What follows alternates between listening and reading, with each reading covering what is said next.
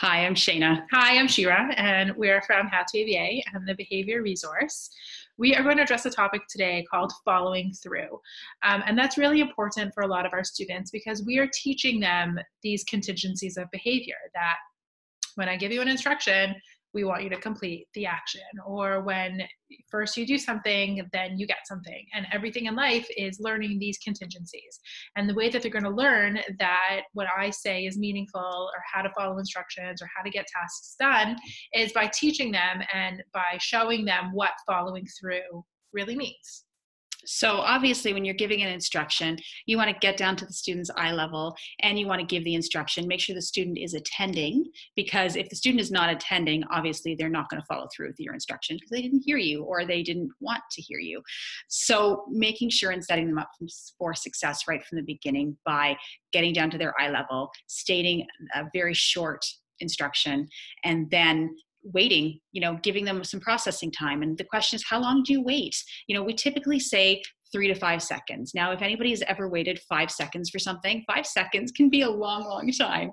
So, usually within, a reasonable amount of time, 3 seconds or so, once they've processed the demand, making sure that they're following through. Now, if they don't comply with the demand, then what do you do? And that's the question. That's why we're saying, listen, you need to follow through. What does follow through mean? Follow through, for me has always been physical prompting. And, I've been taught right from, junior therapist, you need to follow through. If the child doesn't come when you say come, you need to go and get the child and physically prompt him to come here. Or the child doesn't sit when you say sit down, you need to physically prompt them to sit down. But what does physical prompting mean? So what it really means is that you are providing the least amount of physical guidance to get the most effective response. So it might just be maybe gently tapping them on the shoulder to remind them to move. It might be gently gesturing them or even giving them a gentle hand signal. Those are all types of physical prompts. It doesn't have to be a lot of physical prompting. It should obviously not be harmful or aggressive in any way. It should be the least amount of physical guidance that you need to give to get the response to happen. So I've always been told least intrusive, most effective. And that's exactly it. So, you really want to make sure that you're only saying your instruction once so that students learn, I need to listen on the first try. And then, like Shira said, just a light amount of physical prompting to get them to come. And then as soon as they do come, or as soon as, you have physically prompted them to follow through, you say, this is coming here, or this is sitting down.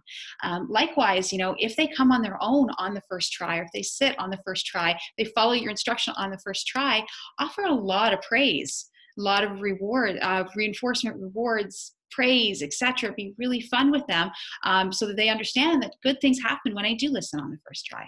And because we are teaching them what demands really mean and what follow through is and that language is meaningful, you want to save your demands for when it really matters. So I think a good antecedent strategy is to only give the demand when it's really important and when you're prepared to follow through. So instead of giving them lots of demands throughout the day or asking them lots and lots of questions, it's we're focused on getting your shoes on in the morning. So I'm going to give you the demand to go get your shoes because I am prepared to show you how to go get your shoes when and if you don't listen. And if you do listen, I have this awesome reinforcement to follow the behavior. So always thinking about, can I follow through with this? What's in it for the child and reinforcement? And, being prepared to physically guide them as much as possible so that they can learn that the words and behaviors are meaningful. Shira, you mentioned something really great. You said, when you give the demand, and I think that's a really good point. So often parents, when giving instructions, and even as, a therapist is giving instructions, you want to be polite about it. And you say, can you come sit down? Can you put on your shoes? Will you bring this to me? No, you really want to give the demand. You want to state the instruction instead of asking. So it's put on your shoes. Bring this to me. Go get this, especially if you've got a child who isn't used to following through, because if you give them a question, that's a choice.